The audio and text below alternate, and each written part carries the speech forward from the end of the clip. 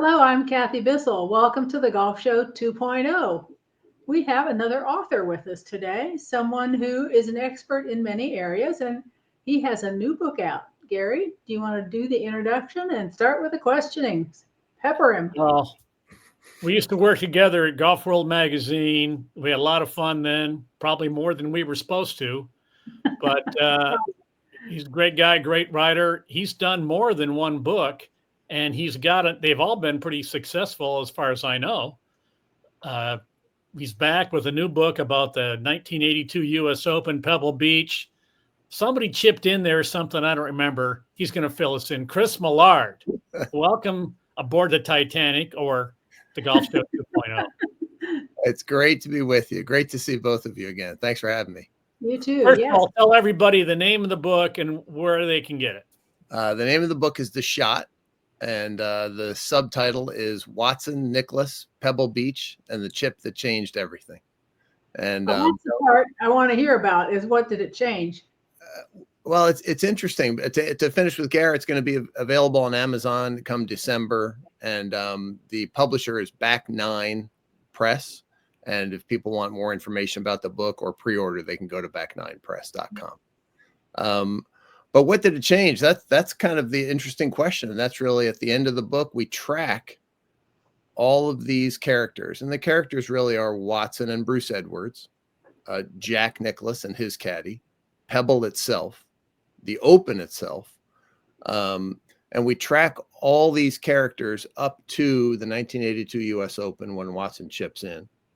And then we see where they all went from that moment. That was kind of a refractory moment in all their lives. Certainly This sounds like actual work, Chris. Jeez. That sounds suspiciously how hard. long this must be a couple of years in the making. So this book, actually, I wrote it years ago, and and I never really did anything with it. And then I kind of was going through my computer, getting rid of stuff, and I went, "Wow, I've never done anything with this. I ought to take a whack at it." And that was the inspiration for the book was the fact that independently, both ESPN and Golf Channel ranked Watson's chip the greatest shot in golf history. And I thought, well, wow, if those two organizations think it's that important, I ought to take a look. Maybe there's a backstory. And so that's when I decided to kind of work on this book. And that was years ago. In fact, Frank Hannigan was still alive. I interviewed Frank Hannigan. I got unbelievable stuff from him. I interviewed Watson, interviewed Jack, interviewed David Fay, really got a lot of good voices from the time. And, among the things that were changed by that moment was Pebble itself. I talked to Terry Jastrow. You guys probably remember Terry, who, from ABC. Exactly right. And Terry said that when he was in talks with Pebble, sort of pre-production talks and that kind of thing before the Open, the general manager of Pebble at the time came to him and said, "We need some help." He goes, we can't fill rooms. We are struggling. Can you please do me a favor and kind of work in some beauty shots of the lodge and just kind of sell this place a little bit, see how it goes. And so if you go back and you look at the old tapes of that show, the opening is not of some magnificent view from 17 or 18. The opening of the ABC telecast is the front door of the lodge. and needless to say that, things have turned for the better for Pebble. It's hard to imagine that Pebble Beach ever had trouble filling the lodge or filling its tee sheet. Granted, it was expensive. I remember, what year did I play there? Like 85 maybe for the first time. And it was $120 to play the golf course. And I really had to suck it up because $120 in 85 is the equivalent now with inflation of about 6.2 million. So that was a big deal. But in the lodge wasn't that bad compared to the thing. But I can't. That's hard to believe because as far as I know, the tee sheet at Pebbles run about 97% every year forever. Exactly. Apparently not. I remember when I worked with the people who built PGA West and other golf courses.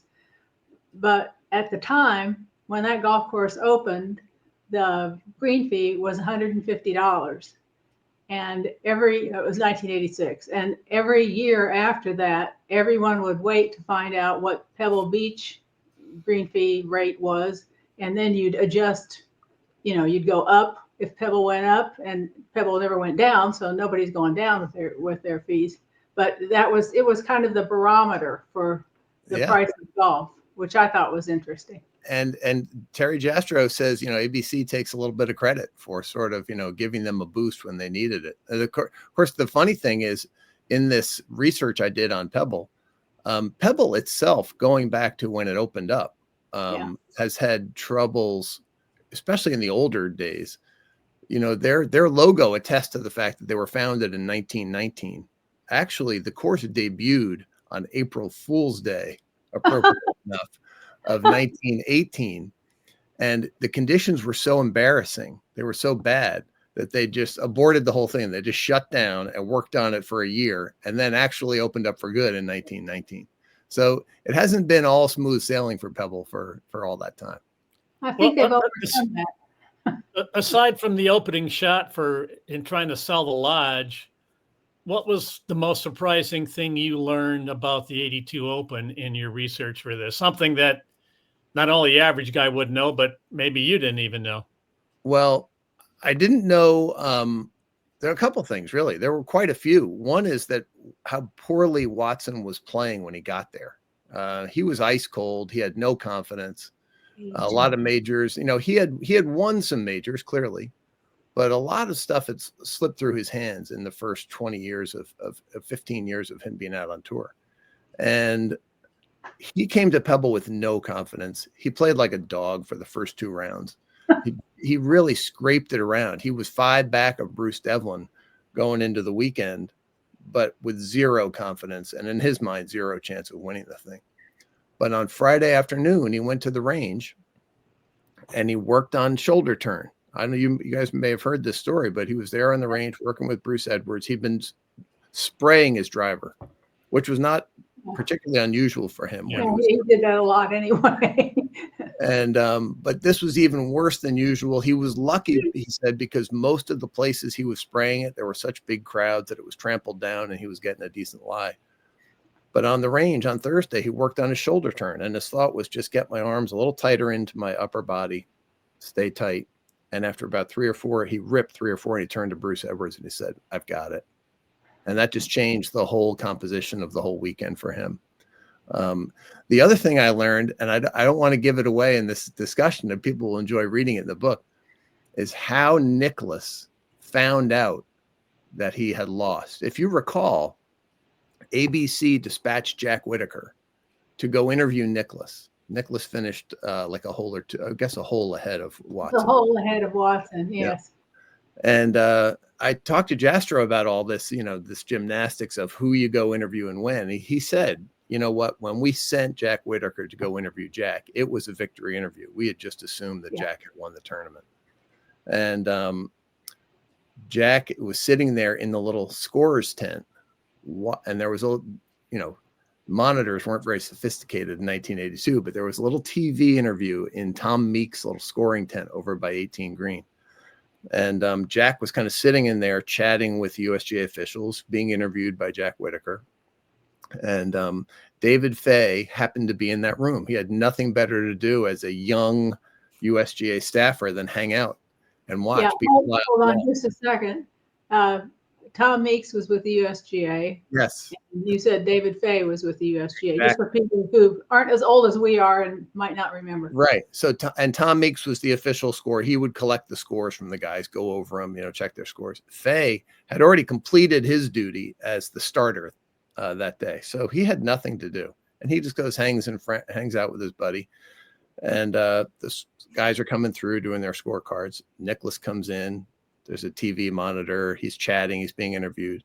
But the whole world is convinced that that Nicklaus has won the U.S. Open again at Pebble. And how he finds out, I guess I could share a little bit of this. Why not? It's because it's too good.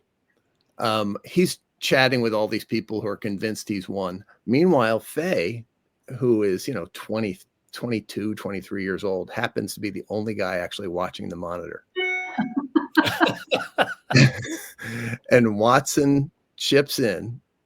ESPN and Golf Channel say it's the greatest shot of all time to essentially, he's still got a hole left, but essentially to beat Jack Nicklaus at Pebble for the US Open on Father's Day. And Faye blurts out, I don't know, can I use French on your, can I use an expletive on your show? Oh. We won't know what you're saying. I think we know what word it's going to be. Faye blurts out, holy shit, he made it. And everybody turns to look at this kid who they don't even know. No one knows who this kid is. And Jack looks at this kid and says, he did not. And Faye points to the monitor, and they're starting to show the reruns of Watson chipping it in and that balletic celebration across the green. And Nicklaus goes, I can't believe he did it again. And that's how Jack found out, not, just from this little toe-headed David Faye. Well, from looking at his lie on 17, anybody watching is like, he's going to be lucky to make a par. Of course, Tom Watson did write a book, How to Get Up and Down for Par, invented a phrase called the Watson par. Yeah. But even so, that was pretty stunning. Did you get talk with Jack on this 30 or 40 years later? And is he any less pissed off now? Well, as you guys know, if you said to Jack, tell us all about the putt in 86 at the Masters on 17. He could give you the inch by inch account. He could tell you what he was wearing, what he had for breakfast.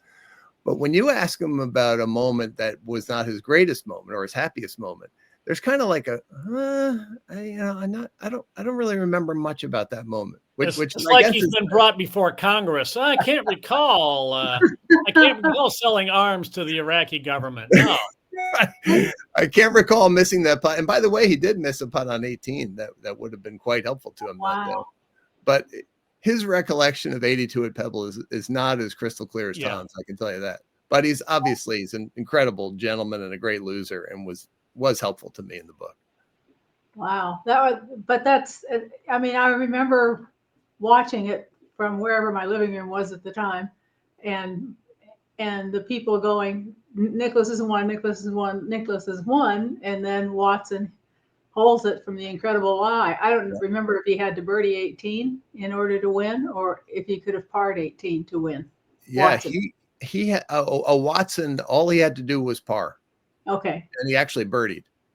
So that was awesome. And of course, he called his father right afterwards to, share in the joy. And the father said, nice touch on that last putt. Of course, Watson ramped it in. I mean, the thing bounced almost as it was going in. Well, one of the cool things when you win at Pebble, you get your name on the rock. They used to call it. Now they've made it into a real wall. Yep. So he gets his name on the rock. His father already had his name on. Well, did he already have it? His father maybe. Yeah, his father won in the Pro-Am years ago. So he joined his dad with his name on the rock. And fast forwarding years later, remember when Tom had his son, Michael, I think, in the Pro-Am, and they were in contention. And Tom really wanted to win because to get the third generation on the rock would have been something. But it's not exactly the Van Sickle clan, but close. Well, there's more of them, but right. I've done anything. Even I don't think winning the club championship at Yale quite equates with getting your name on the rock. I don't know. A couple of those range sessions, besides PGA Tour players and U.S. Open qualifiers. Oh yeah. Well, let's remind people. Yeah, I made it to the U.S. Open sectional qualifying. And due to some bad officiating, I just missed by 17 shots. I was that close to getting the U.S. Open one. So yeah, I was a phenomenal player. We interviewed Tom Pertzer a few months ago for this, and I think Gary played with him. That was who I played with in Columbus. Yes. And so, and they had a lot of fun with that. And was Larry Mize with you also? Larry Mize was the third. Yeah. Yeah. And then afterwards, weren't they giving you questions? No, I sneaked onto the range and they ambushed me beforehand with pens and notebooks. They just came up to me and I'm hitting balls and they just started asking me questions. And which was They had media hilarious. A really nice badges touch and- was they had badges from the Memorial Tournament, which just finished the day before.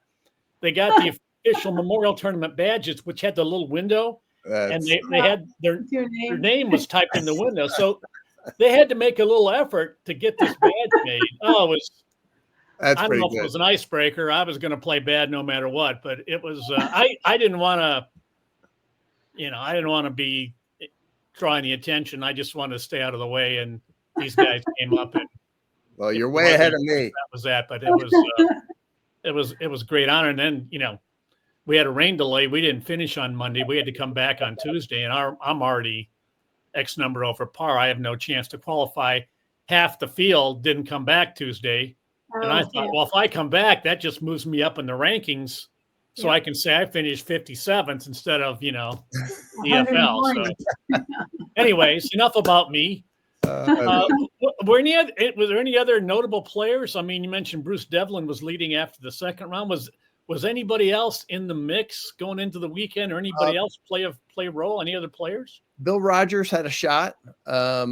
He was paired. I always love going back at famous rounds of golf, like Watson's. Who were guys paired with? Yeah, who was he with? And to know that he was with Rogers was kind of cool. Rogers had just won the British Open. He was young. He was studly.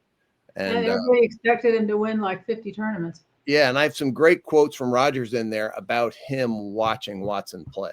And he was just stunned.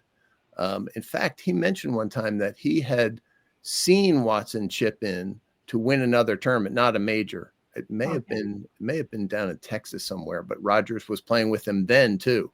And so I was kind of thinking about that as Watson was standing over the ship going, I've seen this guy knock it in before when it really mattered. Well, that rough was, let me get my hands right. Yeah. I mean, it was couldn't see his up your shin. And Watson says that, he sort of studied the golf course during the practice rounds and realized this rough is going to be atrocious, especially around greens. And he spent a lot of time literally on downhill chips out of deep rough. I mean, that was he knew he was going to miss some greens. Yeah. And so he decided he was going to really focus on that. And he credited that practice credited that chip to that practice. Was that before or after Tom went and got some instruction from Byron Nelson? I don't remember that. It was actually after. So in 1974. That was years after. Yeah. In 74, I think at the US Open at Wingfoot, Watson let the final round slip through his hands, and he was just brokenhearted in the locker room. And Byron Nelson approached him and said, I know you're brokenhearted, but I love the way you play. And I don't make this offer to many people, but if you want to come and work with me down at the farm, I'd love to see you. And that's really what turned Watson's career around. Right. I remember that part of it. I just didn't remember when in his career. And I thought, I think Turnberry might have been, anyway. So it's funny because I did a story on Watson for the Memorial Tournament magazine one year, probably within the last 10 years. And when I pressed him for details about the Byron Nelson thing, he kind of conceded, Byron didn't really help me that much. It was more just being there, and his aura wore off onto me, and he just gave me confidence versus Byron taught him any kind of special technique. He kind of, I don't want to say poo-pooed it, but he kind of said it was more of a psychological boost than a thing. Exactly. But you're right. It did turn him around. Yeah, Byron's vote of confidence in him changed. Little bits of things you don't even think about will turn a golfer from being average to winning that week. I always thought it was very incredible that it's just the smallest thing, and you never know what it's going to be. Yeah. I mean, even for Watson himself at Pebble, that one little thought about my shoulder turn, if my arms are in a little tighter, I'll do it. And boom, he's off to the races. Ironically, I just thought of that like a week and a half ago, not because of your book, but it's like, I'm going to just try keeping my arms closer to my body with my driver swing. Yep. Because all of a sudden it's like, well, that's easy for now. Right. And then, if you're like me, Gary, what you do is you get a thought that works and then you beat it to death. And so it's unrecognizable to itself. Yeah, it becomes the problem after a week. Chris, remind everybody of the story. I mean, everybody's seen, even young guys have seen the video of Watson's chip in. They might wonder, golfers aren't usually, usually it's Ben Hogan tip the cap. Watson's running and he's pointing, he's yelling something, and it wasn't like Spieth, go get that.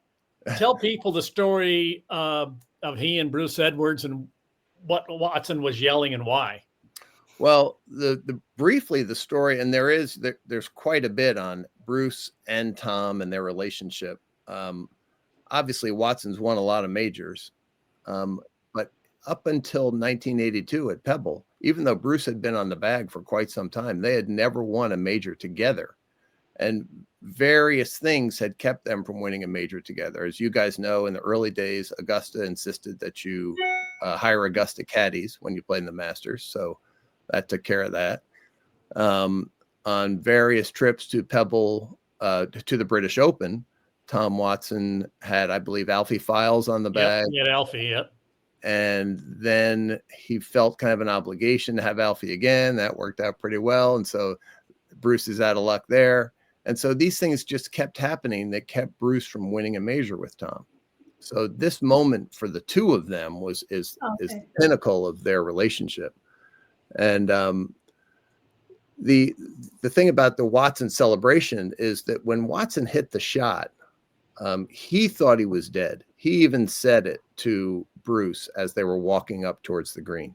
He said, "That's dead." And Bruce said, "Let's wait until we get up there. Let's just see how it goes before we make up our mind." And as that's a good caddy. And as they walked up closer to where the ball was, Bruce could actually see a little piece of more of the ball than he expected to see. And he kind of told Tom later, "I started to get a little bit of confidence when I could see some of it." And they both agreed the lie was better than anyone could have expected. And there's a whole chapter literally on just that shot, the shot. I mean, an entire chapter on that shot. Should be, why did he decide to hit that club? How far was it? What was the wind? The club itself, the provenance of the club itself is kind of interesting. It's a Wilson Dynapower wedge that actually Watson plucked out of a garbage bin of discarded clubs in David Graham's garage. Yeah, well, David Graham, if it had a spot of dirt on it, he'd throw it away. He was real fussy. If you were caddying for David Graham and he looks down and there's any dirt in the groove on the next shot, all right, that's strike 2.5. You're about to get fired. He was a real whatever. But anyway, so he and Tom look at the lie, and so and Edward says to him, just before he's about to kind of settle in and make the shot, Edward says to him, "All right, let's get this close." And Watson turns to him and says, "Get it close. Hell, I'm going to make it." And so he proceeds with this incredibly delicate. I mean, it's impossible. Nicklaus called it 1,001, and I think he's probably right. It might take 1,000 shots before it might be more than that. Another one, yeah. And obviously it hits the stick and it drops in, and the world changes. And Watson, who, we've all seen Watson play all these years. He's not all that demonstrative. He never has been. That's probably the most theatrical he's ever been on a golf course. So it's unbounded joy, but also he turns and he points to Bruce Edwards and says, "I told you so. I told you I was going to make it." And I really wish he'd said, "Now go get that," but that would have been too much. So that's where all the drama kind of derived from. They had never won a major together, and the shot was just impossible. Did they go back and try to do it again? I think they did. In the final chapter, I do have a thing on the aftermath where they all went from here. And really, and like for instance, for Pebble, as we all discussed earlier about the lodge and all that, Pebble just went to the moon. And they've never been outside of the top 2 or 3 in the golf course rankings. And Nicklaus's career, really, this was the beginning of the end of Nicklaus's career. And everyone says, "Well, what about 86? And I say, well, remember, 86 was stunning because he was in the denouement of his career. He was heading down, and that's why 86 was so stunning. Our buddy from Atlanta said he's got no shot. No, that was at Baltusrol, wasn't it? McAllister. Oh, McAllister, that was Augusta. Yeah. McAllister, that was Augusta. Yep. And so, you know, what happens afterwards, all these people are affected differently. Obviously, Bruce Edwards passes away. All kinds of things happen. And the very last couple sentences of the book is that Tom Watson, years later, was with some friends at Pebble, and they were having a long and pretty liquid dinner. And Watson sneaks out and grabs a bunch of golf balls and a couple of wedges and says, "Let's go recreate the shot." And they all go out to the spot and they drop a bunch of balls, and all the other guys go. And now Watson drops one. And they're all so anxious, you know, and he sculled it over the green. And Well, you know, I don't know if it was 1,000-to-1 shot. I bet if you gave Watson a shag bag of balls, he would have made one within the first 50. But the difference is you've got one shot in the U.S. Open. And you're trying not to, you know, never mind trying to make it. You're also trying to not blow this 30 to the wrong side of the ridge. And you're trying to not lose the Open in the back of your mind. But it's the situation that makes it 1,000,000-to-1 shot or higher. Versus, I'm sure Watson, you know, like Dave Pelz with this thing, he thought he could hold a wedge from just about anywhere, given, you know, if he's 70 yards, he needed 70 tries, 80 yards, he needed 80 tries. He was that good. Yeah. And I'm sure Watson was similar, but the situation makes it greatest shot ever, potentially. Absolutely. And multiply it by, it was the US Open, which he'd never won. And that was his heart's desire. He says he wrote the introduction for the book. And he talks about how, you know, this was it for him. The U.S. Open was everything to him and his family. And so that was important to him. The other is that it was at Pebble, which he loved. He had a long relationship with Pebble, dating back to his days in Stanford. And it was against Jack Nicklaus, who, you know, he considered if you could beat Jack in a major, that you'd make a mark. That was big.